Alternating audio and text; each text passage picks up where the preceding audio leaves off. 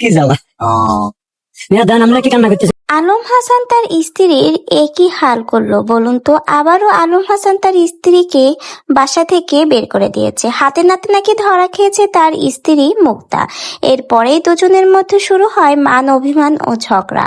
এক পর্যায়ে আলম হাসান তার স্ত্রী মুক্তাকে বাসা থেকে বের করে দিয়েছে। এরপরে মুক্তা রাস্তায় দাঁড়িয়ে কান্নাকাটি করছে এবং অভিযোগ করছে আলম হাসানকে নিয়ে।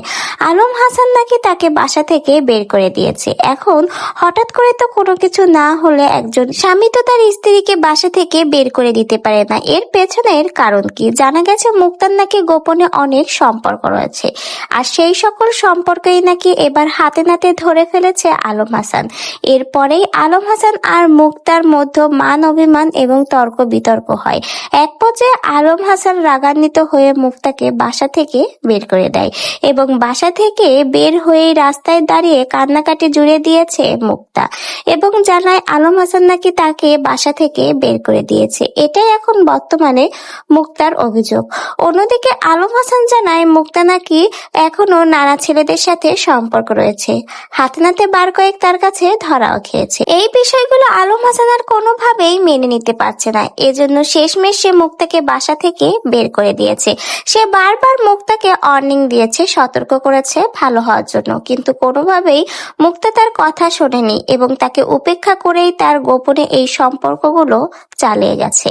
অবশেষে যখন হাতে নাতে মুক্তাকে ধরে ফেলে আলম হাসান, শেষমেশ রাগান্বিত হয়ে তাকে বাসা থেকে বের করে দিয়েছে এবং এখন দেখা যাচ্ছে মুক্তা অভিযোগ করছে কোনো কারণ ছাড়াই নাকি তাকে আলম হাসান বের করে দিয়েছে।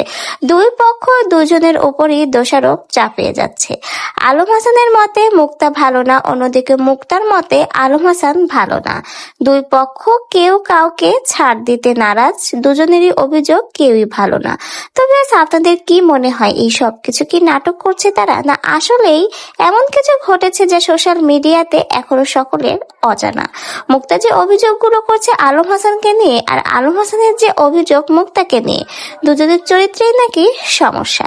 এদের এত এত অভিযোগ শুনে আপনারও কি তাই মনে হয়? আসলে এদের ভিতরে কোনো সমস্যা রয়েছে, তা না হলে তো 2 দিন পর পর এত নাটক হতে পারে না। তো জানা গেছে মুক্তাকে নাকি হাতে নাতে ধরে ফেলেছে আলম হাসান, তাই তো রাতেই মুক্তাকে বাসা থেকে বের করে দিয়েছে আলম।